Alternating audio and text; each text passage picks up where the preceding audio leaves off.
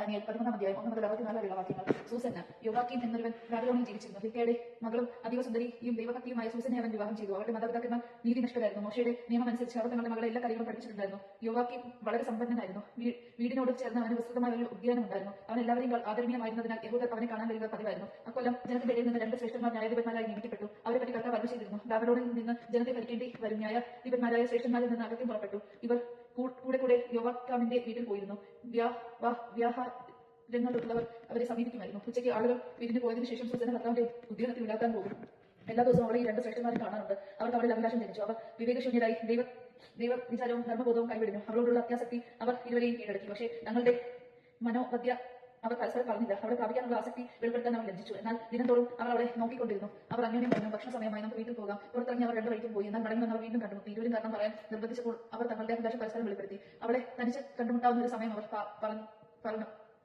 അവർ തക്കം നോക്കിയിരിക്കവേ പതിവ് പോലെ അവൾ 2 തോഴിമാരോടൊപ്പം ഉദ്യാനത്തിൽ കടന്നു. വലിയ ചൂടായിരുന്നതുകൊണ്ട് അവൾ കുളിക്കാൻ ഒരുങ്ങി. ഒളിച്ചു നിന്ന് നോക്കിയിരുന്ന 2 ശ്രേഷ്ഠന്മാരില്ലാതെ മറ്റാരും ഉണ്ടായിരുന്നില്ല. അവൾ തോഴിമാരോട് പറഞ്ഞു, എനിക്ക് കുടിക്കാൻ എണ്ണയും ലേപനങ്ങൾ കൊണ്ടുവരും, വാതിലടയ്ക്കുവിൻ. അതനുസരിച്ച് അവൾ വാതിലടച്ചു. തങ്ങളോട് ആവശ്യപ്പെട്ട ഇവ കൊണ്ടുവരാൻ പിൻവാതിലൂടെ പോയി. ഒളിച്ചു നിന്ന ശ്രേഷ്ഠന്മാർ അവരെ അവർ കണ്ടില്ല. തോഴിമാർ പോയി കഴിഞ്ഞപ്പോൾ 2 ശ്രേഷ്ഠന്മാർ അവരുടെ അടുത്തോടി എത്തി പറഞ്ഞു, ഇതാ ഉദ്യാന കവാടങ്ങൾ അടച്ചിരിക്കുന്നു, ആരും നമ്മെ കാണുന്നില്ല. ഞങ്ങൾ നിന്നെ സ്നേഹിക്കുന്നു, അതുകൊണ്ട് നീ മടികൂടാതെ ഞങ്ങളോട് ക്ഷയിക്കുക. വിസമ്മതിച്ചാൽ നിന്റെ കൂടെ ഒരു യുവാവ് ഉണ്ടായിരിക്കുന്നത് കൊണ്ടാണ് തോഴിമാരെ നീ പറഞ്ഞിച്ചതെന്ന് ഞങ്ങൾ നിനക്കെതിരെ സാക്ഷ്യപ്പെടുത്തും. സൂസൻ നിലവിൽപ്പെട്ടുകൊണ്ട് പറഞ്ഞു, എല്ലാ തരത്തിലും ഞാൻ അകപ്പെട്ടു. ഞാൻ സമ്മതിച്ചാൽ അതെന്റെ മരണമാണ്. സമ്മതിച്ചില്ലെങ്കിൽ നിങ്ങളുടെ കയ്യിൽ നിന്ന് രക്ഷപ്പെടുകയില്ല. കർത്താവിന്റെ മുമ്പിൽ പാവം ചെയ്യുന്നതിനേക്കാൾ നിങ്ങൾക്ക് വഴങ്ങാതെ നിങ്ങളുടെ പിടിയിൽ പെടുന്നതാണ് ഞാൻ ഇഷ്ടപ്പെടുന്നത്. സൂസൻ ഉച്ചത്തിൽ നിലവിളിച്ചു. ആ ശ്രേഷ്ഠന്മാർ അവൾക്കെതിരെ അട്ടഹസിച്ചു. അവരിൽ ഒരാളോട് ചെന്ന് ഉദ്യാന വാതിൽ തുറന്നു. ഉദ്യാനത്തിൽ നിന്ന് അട്ടഹാസം കേട്ടപ്പോൾ സൂസനക്ക് എന്താണ് സംഭവിച്ചതെന്ന് അറിയാൻ വീട്ടിലെ വേലക്കാർ എല്ലാവരും ഉദ്യാനത്തിന്റെ പിൻവാതിലൂടെ ഓടിക്കൂടി. ശ്രേഷ്ഠന്മാർ പറഞ്ഞ കഥ കേട്ട് വേലക്കാർ അത്യധികം ലജ്ജിച്ചു.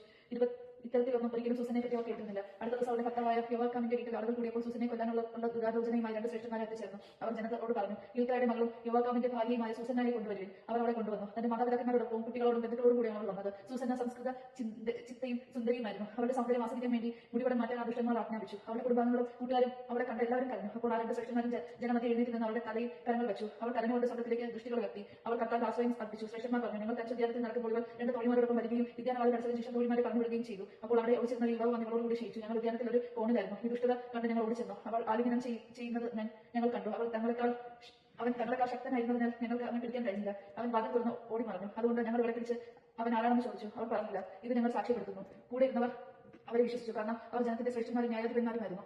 അവർ അവളെ മരണത്തിന് വിധിച്ചു. അപ്പോൾ സൂസൻ അത്യുച്ചത്തിൽ നിലവിളിച്ച് പറഞ്ഞു, നിത്യനായ ദൈവമേ, രഹസ്യങ്ങളെ വിവേചിക്കുന്നവനെ, വസ്തുക്കൾ ഉണ്ടാക്കുന്നതിന് മുൻപ് തന്നെ അവയെ അറിയുന്നവനെ, ഇവൻ എനിക്കെതിരെ കള്ളസാക്ഷ്യം പറഞ്ഞതിന് അങ്ങ് അറിയുന്നുവല്ലോ. ഞാനിതാ മരിക്കാൻ പോകുന്നു. എങ്കിലും എനിക്കെതിരെ ദുഷ്ടതയോടെ ആരോപിച്ചിരുന്ന കാര്യങ്ങളിലൊന്നും ഞാൻ ചെയ്തിട്ടില്ല. കർത്താവ് അവളുടെ നിലവിളി കേട്ടു. അവൾ കൊലക്കളത്തിലേക്ക് നയിക്കപ്പെട്ടപ്പോൾ ദാനിയേൽ എന്ന പേരുള്ള ഒരു ബാലന്റെ പരിശുദ്ധമായ ആത്മാവിനെ കർത്താവ് ഉണർത്തി. അവൻ ഉച്ചത്തിൽ വിളിച്ചു പറഞ്ഞു, ഇവരുടെ രക്തത്തിൽ എനിക്ക് പങ്കില്ല. ജനം അവനെതിരെ തിരിഞ്ഞു.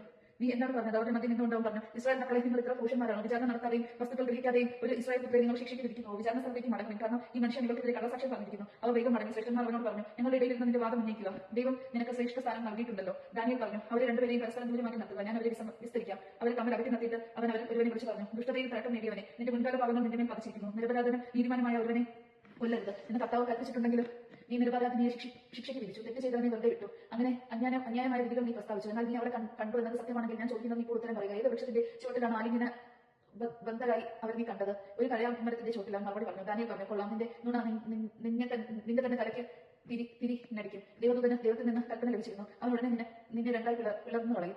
അവനെ മാറ്റി നിർത്തിയിട്ട് അവരെ കൊണ്ടുവരാൻ ദാനിയേൽ ആജ്ഞാപിച്ചു. ദാനിയേൽ അവനോട് പറഞ്ഞു, കാനാന്റെ സന്തതി, നീ യൂദാഗോത്രത്തിൽ പെട്ടവനല്ല. സൗന്ദര്യം നിന്നെ വഞ്ചിക്കുകയും വിഷയാസക്തി നിന്റെ ഹൃദയത്തെ വഴിതെറ്റിക്കുകയും ചെയ്തിരിക്കുന്നു. ഇങ്ങനെയാണ് നിങ്ങൾ ഇരുവരും ഇസ്രായേൽ പുത്രിമാരോട് പെരുമാറിയത്. ഭയം മൂലം അവർ നിങ്ങളോട് ക്ഷയിച്ചു. പക്ഷേ യൂദായുടെ പുത്രി നിങ്ങളുടെ ദുഷ്ടതയ്ക്ക് വഴങ്ങിയില്ല. എന്നാൽ ഇപ്പോൾ എന്നോട് പറയുക, ഏത് വൃക്ഷത്തിന്റെ ചോട്ടിൽ വെച്ചാണ് ആലിംഗന ബദ്ധരായി അവരെ നീ കണ്ടത്? തടച്ചോടുന്ന ഒരു കരുവേലകത്തിന്റെ ചോട്ടിൽ. അവൻ മറുപടി നൽകി. ദാനിയേൽ പറഞ്ഞു, കൊള്ളാം, നിന്റെ നുണ നിന്റെ തല തിരഞ്ഞടിച്ചിരിക്കുന്നു. നിന്നെ 2ആയി അർത്ഥ മുറിക്കുന്നതിന് ദേവദൂതൻ വാളുമായി കാത്തു നിർത്തുന്നു. അവൻ നിങ്ങളെ ഇരുവരെയും നശിപ്പിക്കും. അപ്പോൾ കൂടിയിരുന്നവർ അർപ്പിച്ചതിൽ അട്ടഹസിക്കുകയും തങ്ങൾ പ്രത്യാശ വയ്ക്കുന്നവരെ രക്ഷിക്കുന്ന ദൈവത്തെ സ്തുതിക്കുകയും ചെയ്തു. അവർ ആ 2 ശ്രേഷ്ഠന്മാർക്കെതിരെ തിരിഞ്ഞു.